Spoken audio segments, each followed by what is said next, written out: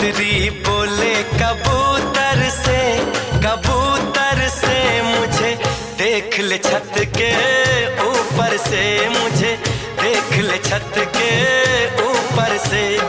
आ यहाँ आ करना बहाने, तेरे बिन ये दिल नहीं माने।